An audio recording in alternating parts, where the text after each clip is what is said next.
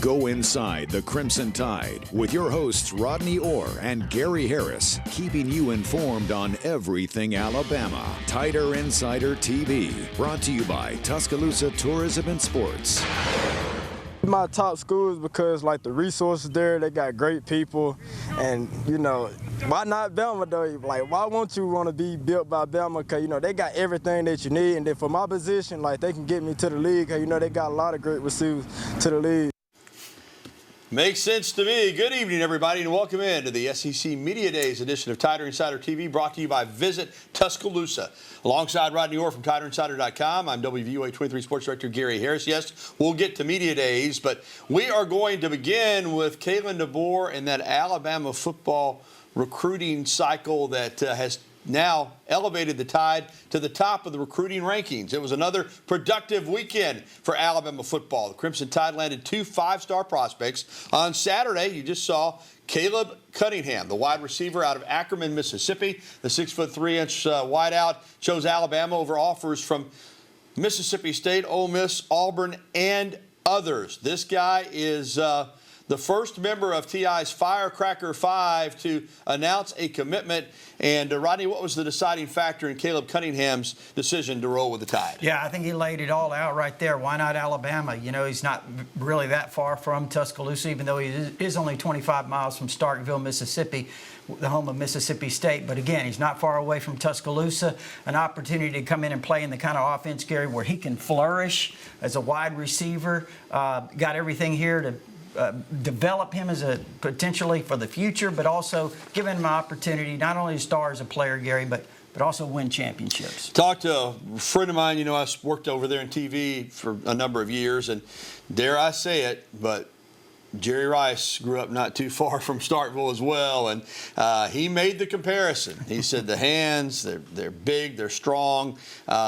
He said he's a guy that, if you wanted to go back 40-plus years, would remind you of Jerry Rice. Is there a comp for you, whether at Alabama or in the NFL? Really, I haven't thought about that. I mean, again, he's a guy, when you look at him, he's got really good size. He's close to 6'3". He's 190 pounds. He's a guy, Gary, he's got the frame to get bigger. He's got good speed. As you mentioned, great hands. He can get up, leap, go over defenders and make big plays.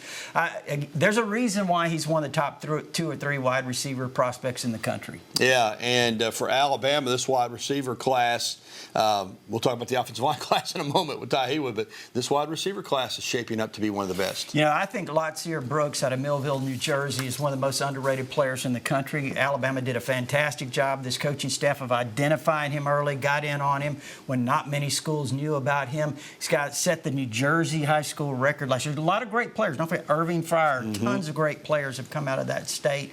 New Jersey set the New Jersey record last year with 22 touchdowns. Had over 1,000 yards receiving. He's got some really dynamic as a return guy as well.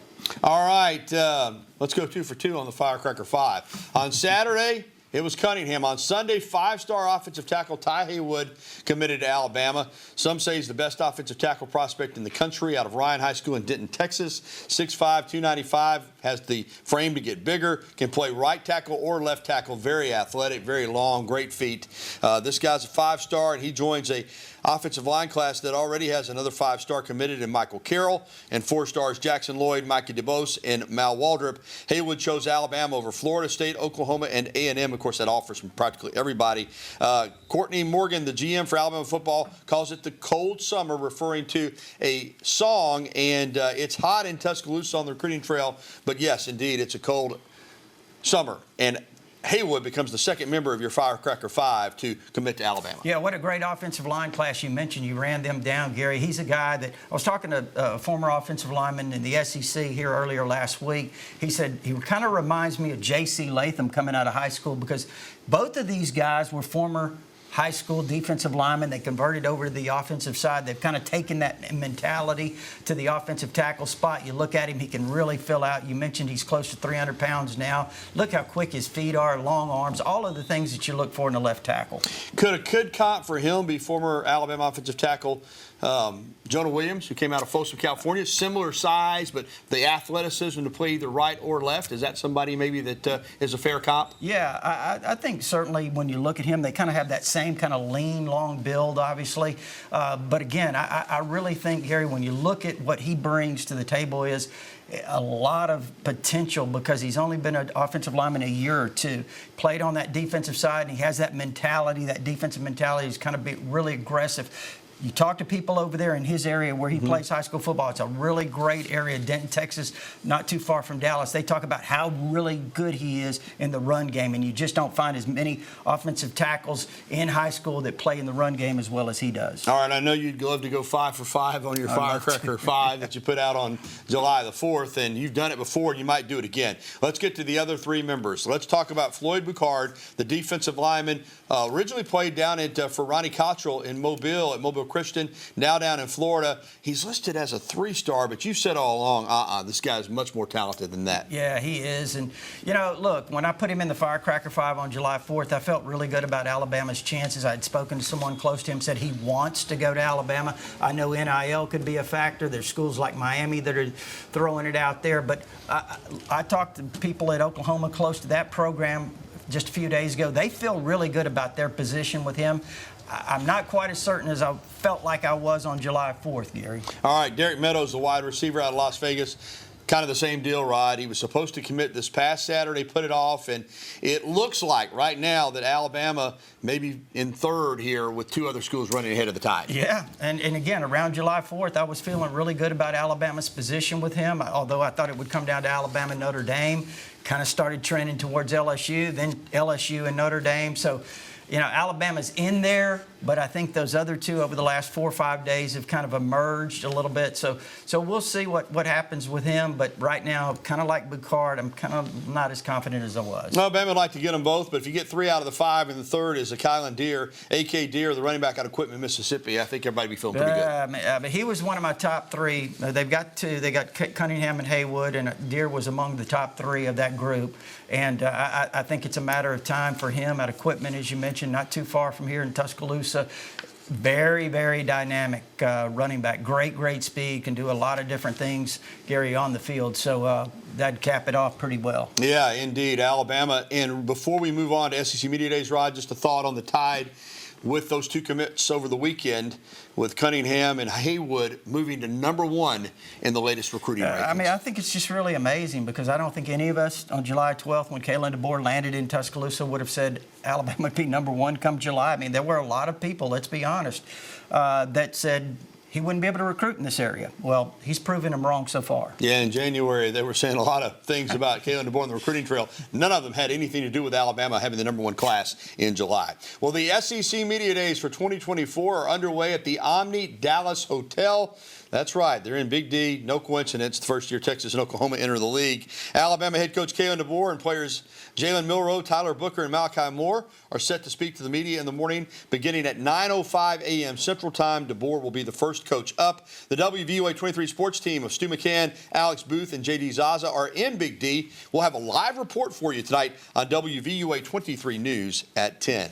And now it's time for Coach Talk. Coach Saban's influence in the SEC is everywhere at Media Days, everywhere in the conference, including at Ole Miss. Head coach Lane Kiffin spoke on Monday on what the opportunity Coach Saban gave him as the offensive coordinator at Alabama 10 years ago has done for his career.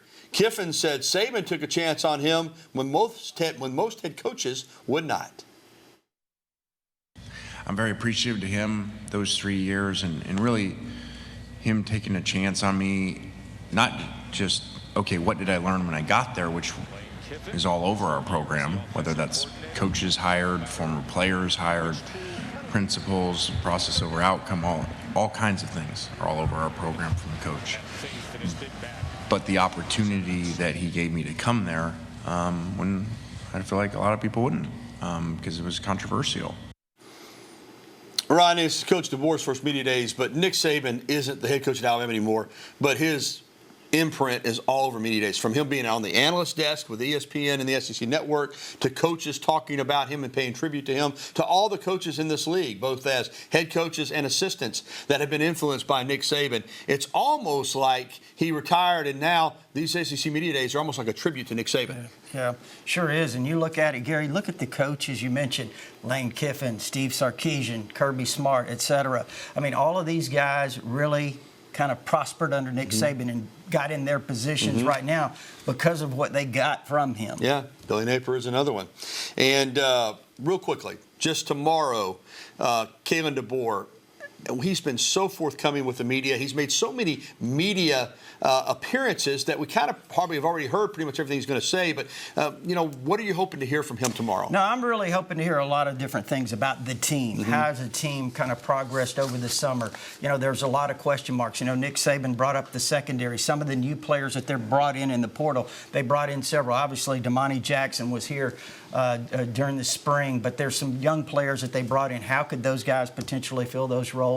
And there's some other things that you could ask about the team, depth on the offensive line. What about those offensive tackles, Gary? Now you've got Caden Proctor back, you've got Wilkin Formby, you've got Elijah Pritchett, you've got Miles McVay. That offensive tackle spot is going to be really, really big. Yeah, looking forward to Wednesday, that's for sure. Well, Alabama quarterback Jalen Milroe has been a busy young man. Of course, he's going to be in Dallas tomorrow, but over the weekend, this is his football camp over in Hoover. We were on hand as he had over 400 attendees. It was one of 3 camps he hosted over the weekend. He was in Huntsville on Friday, Hoover on Saturday, and Mobile on Sunday. Man, that's putting in some work. We caught up with the Alabama QB, and we talked to him about several subjects and asked him about the differences in this offseason with Kalen DeBoer as opposed to Nick Saban. One thing I can say is that the transition has been smooth. With having Coach DeBoer be our leader and be our head coach, been awesome. Offensively, we were very explosive on offense. Each room has a leader in the room, so that's been truly effective to our whole team. And then defensively, we have a lot of great leaders that's stepping up and climbing and always trying to find ways to improve. Ronnie, we've talked about Coach DeBoer's offseason. Jalen Milroe's had a great offseason, too. And, just the way he's handled himself. And you heard him say explosive. I think that's what he's looking forward to with this offense. Yeah, I think when you look at it, Gary, we talked about the offensive line. I think that's got a chance to develop into a really great unit. Some people think it could be the best unit in the SEC. That's where it all starts. I think you've got some receivers that we're going to get to a point in the season, everybody's going to say, wow. I didn't really realize Alabama had that many talented guys. And DeBoer and Dallas and Milroe with him. Milroe could be kicking off his Heisman campaign tomorrow in Big D. Well, still to come on Tider Insider Television. We've got a lot to get to, including your phone calls. We're going to be getting to those in just a little bit, and your tweets, and Bama basketball, too. The Tide is well represented in the NBA Summer League.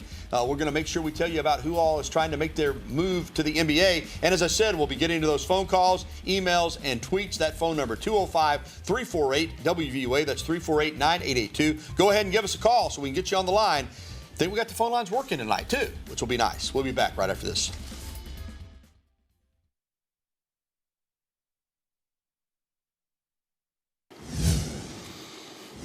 And welcome back to TITV, brought to you by VisitTuscaloosa.com. Alongside Rodney Orr, I'm Gary Harris. Well, Nate Oates is producing more and more NBA players. The talent level has been up since he came to Tuscaloosa. And Alabama in the NBA is everywhere this summer league. On Saturday, we had guys playing everywhere.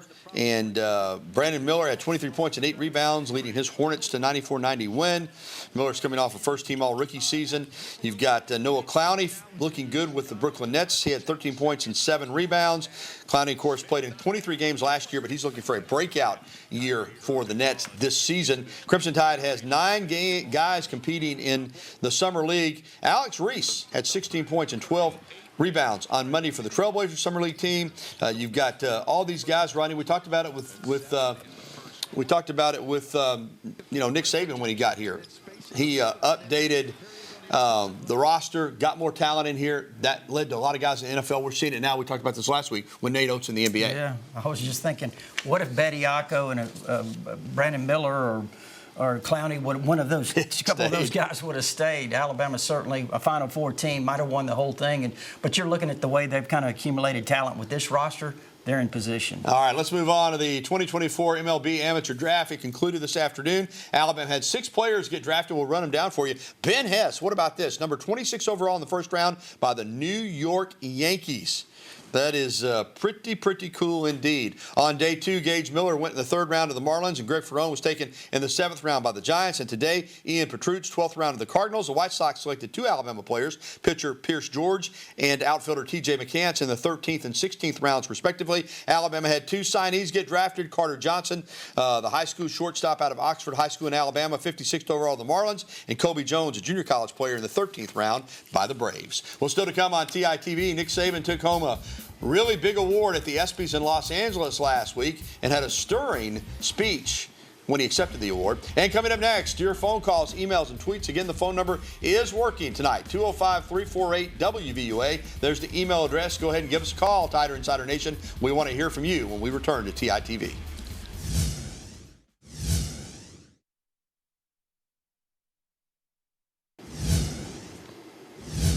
Well, former Alabama head football coach Nick Saban was honored at the 2024 ESPY Awards on Thursday night at the Dolby Theater in Los Angeles with the Icon Award. Very, very big deal for sure. 2 of Saban's Heisman Trophy winners, running back Mark Ingram and quarterback Bryce Young, presented Saban with the prestigious honor. Coach Saban also won a national title and 2 SEC championships in 5 seasons at LSU. Of course, won 6 national titles and 9 SEC titles at Alabama.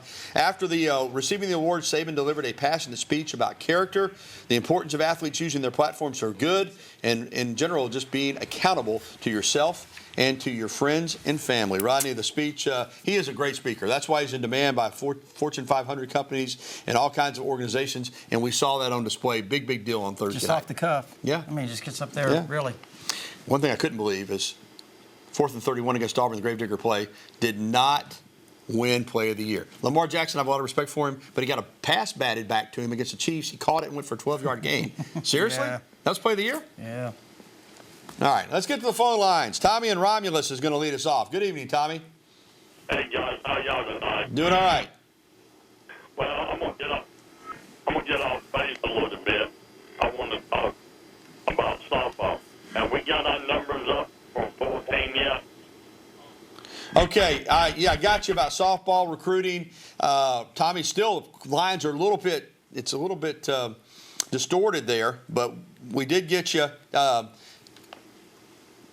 Okay, let's go with the sign. Wait a minute, we're going to answer his question first about recruiting, softball recruiting, if you give me just a second. Alabama signed 4 players back in the fall, high school players, and of course they have gone into the portal. I think it's now 5 or 6 players that they brought in for the portal. So yeah, they're revamping that roster, Tommy, and I think they're going to have a more talented team in 2025 than they did in 2024. Now, whether or not they'll make it back to the College World Series, we'll have to see. But right now, I think Patrick Murphy and his staff have done a good job. And I think they're looking for some power. Obviously, they brought in some girls from the portal that have been very productive.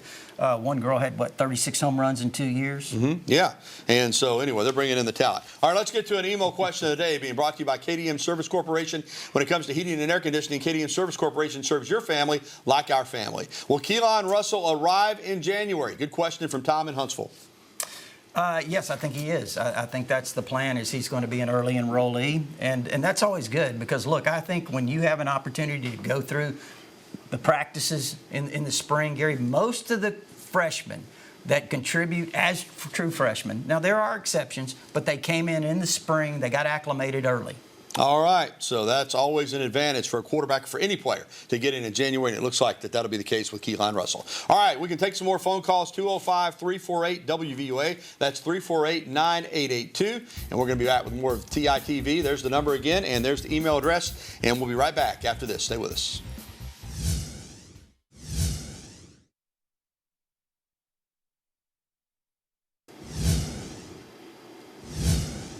All right, Nate Oates and Alabama basketball have really been hot, as we talked about later.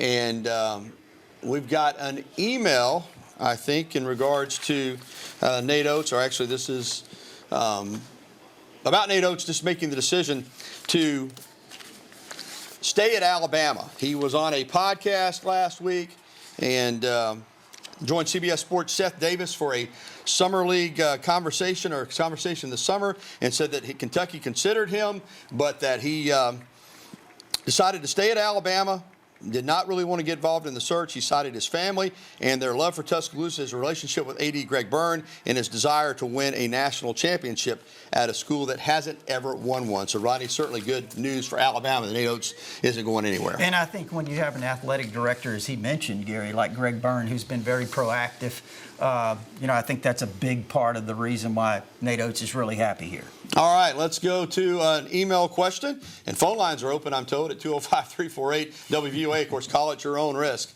Let's get to our email question and see what it is. When will men's basketball have their crimson against white scrimmage? That's from Johnson, Tuscaloosa. Don't know. I don't know the answer to that, Johnson. They do usually have something like that for the fans, but it has not been announced yet. But I'm sure that as we get closer to the fall, Alabama will put that out. I know there's a lot of interest, as we're seeing, in Alabama basketball, and a lot of people want to see that team. That'll be an opportunity, and I'm sure that information will come out as we get closer to the season. All right, we're going to get to one more email question before we get to the break. And this one is from Jim in Sparks, Nevada. I read somewhere that Alabama picked up a transfer from Mississippi State. Do you have any information about that? And this is softball. Yeah, so we talked about her last week. It's Jalen Hawkins, the infielder from Mississippi State. She's originally from the Phoenix, Arizona area and played high school softball with Jocelyn Brisky at Desert Vista High School in Phoenix, so there's a connection there. She also played travel ball with Alabama catcher Riley Valentine. So, yeah, Jalen Hawkins is coming in as part of that big portal class that Alabama has coming in for next season. All right, we're going to get to a break, and we're going to come back and wrap up this edition of TITV right after this.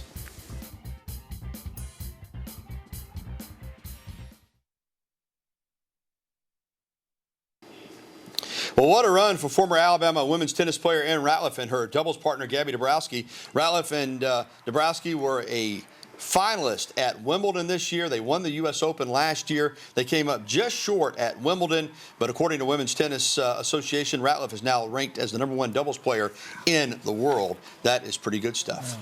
Well, that's going to do it for this week's edition of Tider Insider TV, brought to you by Visit Tuscaloosa. A reminder that you can catch a replay tonight at 10:30 or find it anytime at WVUA23.com. For Rodney Orr, I'm Gary Harris. We're going to leave you tonight with some more video of the Jaylen Milroe football camp over in Hoover this past weekend. Of course, next week, Media Days will be in the rearview mirror, and we'll look back at Alabama. Have a great night, everybody.